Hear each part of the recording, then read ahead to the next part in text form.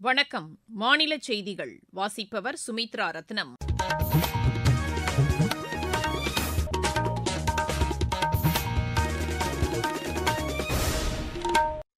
தலைப்புச் செய்திகள். பிரதமர் திரு நரேந்திர மோடி விமானப்படை தளபதி ஏர் சீப் மார்ஷல் ஏ.பி. சிங்குடன் இன்று புதுதில்லியில் ஆலோசனை மேற்கொண்டார். விவசாயிகளின் வருவாயை 2 மடங்காக அதிகரிக்க 6 அம்ச திட்டத்தை மத்திய அரசு செயல்படுத்தி வருவதாக வேளாண் துறை அமைச்சர் திரு சிவராஜ் சிங் சௌஹான் தெரிவித்துள்ளார். தேர்தல் ஆணையம் அதன் அனைத்து சேவைகளையும் ஒருங்கிணைந்து வழங்கும் வகையில் செயலி ஒன்றை அறிமுகப்படுத்த உள்ளது. தமிழகத்தின் ஒரு சில பகுதிகளில் அடுத்த 24 மணி நேரத்தில் கனமழைக்கு வாய்ப்புள்ளதாக வானிலை ஆய்வு மையம் கூறியுள்ளது. பாங்காக் சர்வதேச இளையோர் டேபிள் டென்னிஸ் போட்டியில் இந்தியாவின் அங்கூர் பட்டாச்சார்ஜி அபினந்த் பிரதிவாதி இணை பட்டம் வென்றது. இனி விரிவான செய்திகள். பிரதமர் திரு நரேந்திர மோடி விமானப்படை தளபதி ஏர் சீப் மார்ஷல் ஏ.பி. சிங்குடன் இன்று புதுதில்லியில் ஆலோசனை மேற்கொண்டார். பஹல்காம் தீவிரவாத தாக்குதல் சம்பவத்தை அடுத்து பாதுகாப்புப் படை உயரதிகாரிகளுடன் பிரதமர் தொடர்ந்து ஆலோசனைகளை மேற்கொண்டு வருகிறார்.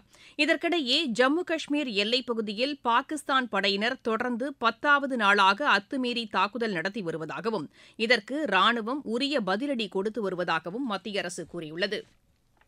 விவசாயிகளின் வருவாயை 2 மடங்காக அதிகரிக்க 6 அம்ச திட்டத்தை மத்திய அரசு செயல்படுத்தி வருவதாக வேளாண் துறை அமைச்சர் திரு சிவராஜ் சிங் சௌஹான் தெரிவித்துள்ளார்.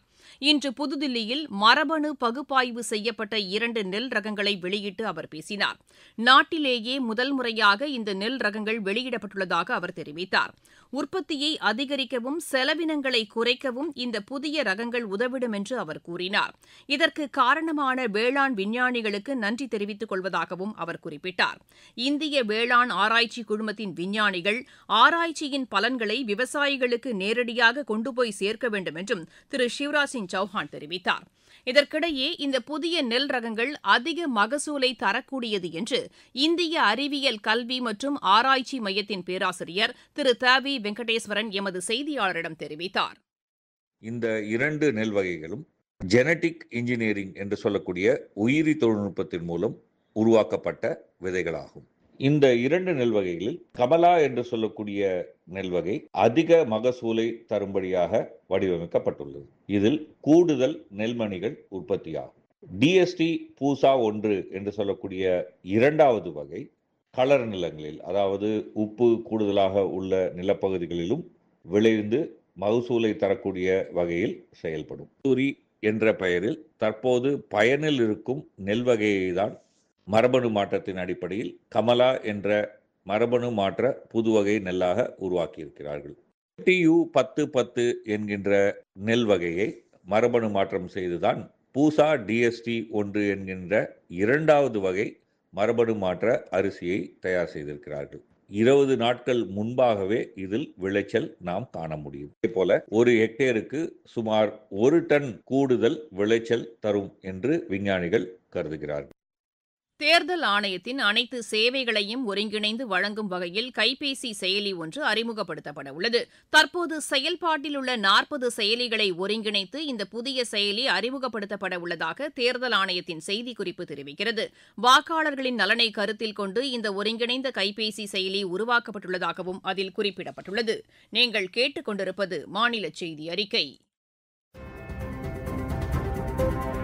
இஸ்லாமியர்களின் நலன் காக்கும் வக்ஃப் திருத்தச் சட்டம் ஏழை இஸ்லாமியர்கள் மற்றும் மகளிர் நலனுக்கானது.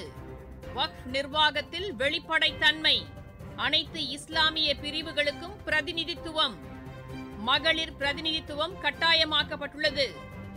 ஆவணங்கள் டிஜிட்டல் மயமாக்கம், வக்ஃப் வாரியங்கள் மற்றும் உள்ளூர் நிர்வாகங்களுக்கிடையேயான ஒருங்கிணைப்பை மேம்படுத்துதல், மத வழிபாடு தொடர்பான நிர்வாகத்தில் இஸ்லாமியர்கள் மட்டுமே இடம்பெறுவர், வக்ஃப் சொத்துகள் முறையாக பயன்படுத்தப்படுவதை உறுதி செய்தல், இஸ்லாமியர்களின் நலன் மற்றும் மேம்பாட்டிற்காக வக்ஃப் வருவாயை அதிகரித்தல்.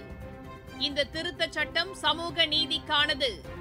வளர்ச்சியடைந்த இந்தியாவுக்கான பயணத்தில் மோடி அரசு தொடரும் மக்கள் நலத்திட்டங்கள். தமிழகத்தின் ஒரு சில பகுதிகளில் அடுத்த 24 மணி நேரத்தில் கனமழைக்கு வாய்ப்புள்ளதாக சென்னை வானிலை ஆய்வு மைய இயக்குநர் திரு செந்தாமரை கண்ணன் தெரிவித்துள்ளார். எமது செய்தியாளரிடம் பேசுகையில் அவர் இவ்வாறு கூறினார். தமிழக பகுதிகளின் மேலெழும்பும் வளிமண்டல சுழற்சியின் காரணமாக தமிழகம், புதுவை மற்றும் காரைக்கால் பகுதிகளில் அடுத்து வரும் 4 நாட்களுக்கு ஒரு சில இடங்களில் இடைமின்னலுடன் கூடிய லேசானது முதல் மிதமான வரை மழைக்கு வாய்ப்புள்ளது. கனமழையை பொறுத்தவரை அடுத்த 24 மணி நேரத்தில் கோவை மாவட்ட மலைப்பகுதிகள், நீலகிரி, கரூர், அரியலூர், பெரம்பலூர், திருச்சி, காஞ்சிபுரம், கடலூர், விழுப்புரம் ஆகிய மாவட்டங்களில் ஓரிரு இடங்களிலும், புதுச்சேரி பகுதிகளிலும் கனமழைக்கு வாய்ப்புள்ளது. 5 மற்றும் 6ஆம் தேதிகளில் கோவை மாவட்ட மலைப்பகுதிகள் மற்றும் நீலகிரி, தேனி, திண்டுக்கல் மாவட்டங்களில் ஓரிரு இடங்களில் கனமழைக்கு வாய்ப்புள்ளது. அதிகபட்ச வெப்பநிலை அடுத்து வரும் 4 நாட்களுக்கு பொதுவாக இயல்பாகவும், ஒரு சில இடங்களில் இயல்பை விட 2 முதல் 3 டிகிரி செல்சியஸ் அளவுக்கு அதிகமாகவும் இருக்கக்கூடும். இதற்கிடையே மாநிலத்தின் பல்வேறு பகுதிகளில் இன்று பிற்பகல் முதல் பரவலாக மழை பெய்து வருகிறது. சென்னை மற்றும் அதனை சுற்றியுள்ள பகுதிகளிலும் பலத்த காற்றுடன் மழை பெய்தது. ராணிப்பேட்டை மாவட்டத்தில் கடந்த சில நாட்களாக கோடை வெயிலின் தாக்கம் அதிகரித்து வந்த நிலையில் இன்று மழை பெய்தது மக்களிடையே மகிழ்ச்சியை ஏற்படுத்தியுள்ளதாக எமது செய்தியாளர் தெரிவிக்கிறார்.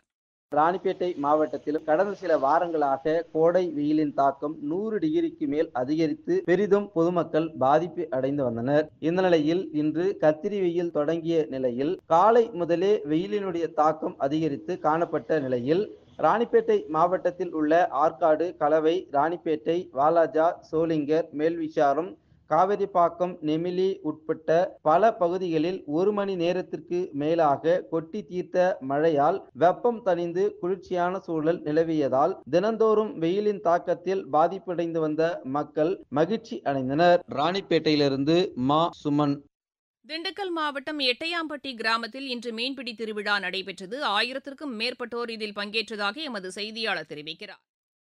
திண்டுக்கல் மாவட்டம் நத்தம் அருகே சிறுகுடி ஊராட்சிக்கு உட்பட்ட எட்டையாம்பட்டி கிராமத்தில் 50 ஏக்கர் பரப்பளவில் பெரிய கண்மாய் அமைந்துள்ளது. இங்கு ஆண்டுதோறும் கண்மாயில் நீர் வற்றியவுடன் ஊர் சார்பில் மீன்பிடி திருவிழா நடத்துவது வழக்கம். தற்பொழுது கண்மாயில் நீர் குறைந்துள்ளதால் நத்தம், சிறுகுடி, கொட்டாம்பட்டி மற்றும் வெளி மாவட்டங்களான சிவகங்கை, புதுக்கோட்டை மற்றும் திருச்சி மாவட்டங்களிலிருந்து சுமார் 1000க்கும் மேற்பட்டோர் மீன்பிடி திருவிழாவில் கலந்து கொண்டு மீன்பிடி கூடையை கொண்டு ஜிலேபி, குறவை, ரோகு உள்ளிட்ட பல்வேறு வகையான மீன்களை பிடித்துச் சென்றன. இதில் 2 கிலோ முதல் 5 கிலோ வரை மீன்கள் கிடைத்துள்ளது. திண்டுக்கல் மாவட்டத்திலிருந்து ராஜசேகரன், சுப்பிரமணிய பாரதி. நீலகிரி மாவட்டத்தில் கோடை விழா தொடங்கியதை அடுத்து அங்கு செல்லும் சுற்றுலாப் பயணிகள் எண்ணிக்கை அதிகரித்துள்ளது. இதன் காரணமாக உதகை செல்லும் மலைப்பாதை ஒரு வழிப்பாதையாக மாற்றப்பட்டுள்ளதாக எமது செய்தியாளர் தெரிவிக்கிறார். நீலகிரி மாவட்டத்தில் கோடை சீசன் துவங்கியுள்ள நிலையில் சுற்றுலா பயணிகளை மகிழ்விக்கும் விதமாக கோடை விழா நேற்று தொடங்கியது. சுற்றுலா பயணிகள் வருகை அதிகரிக்கும் என்பதால் நீலகிரி மாவட்டத்தில் போக்குவரத்து மாற்றம் செய்யப்பட்டுள்ளது. கோடை சீசன் முடியும் வரை உதகைக்கு வரும் மலைப்பாதை ஒரு வழிப்பாதையாக மாற்றப்பட்டுள்ளது. மேட்டுப்பாளையத்திலிருந்து உதகைக்கு வரும் வாகனங்கள் அனைத்தும் குன்னூர் வழியாகவும், உதகையிலிருந்து மேட்டுப்பாளையத்திற்கு செல்லும் அனைத்து வாகனங்களும் கோத்தகிரி வழியாகவும் செல்ல அனுமதிக்கப்படுகிறது. உதகை நகரில் போக்குவரத்து நெரிசலை தவிர்க்க காலை 8 மணி முதல் மாலை 8 மணி வரை கனரக வாகனங்களுக்கு தடை விதிக்கப்பட்டுள்ளது. மேலும் சுற்றுலா பயணிகள் மலைப்பாதையில் கவனத்துடன் மெதுவாக தங்களது வாகனங்களை இயக்க வேண்டும் என நீலகிரி மாவட்ட காவல்துறை சார்பில் அறிவுறுத்தப்பட்டுள்ளது. உதகையிலிருந்து சரவணன்.